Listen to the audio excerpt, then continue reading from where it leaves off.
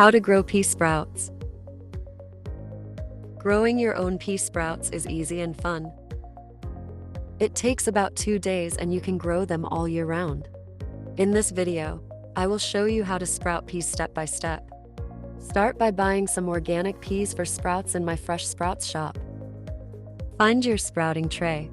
For the Sprout Pearl Sprouter, you see here, you need 20 grams of dry peas per half sprouting tray.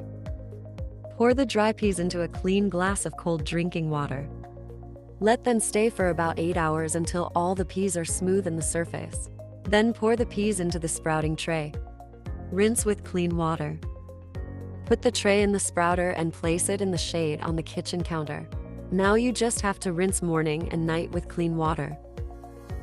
After a day, the roots are 1/2 to 1 centimeter long. Now the peas are ripe and ready to harvest.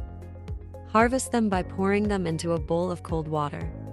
This cleans the sprouts and you can check that they are all healthy and delicious. Now you can enjoy your fresh pea sprouts in everything from smoothies to salads and soups. Are you tempted?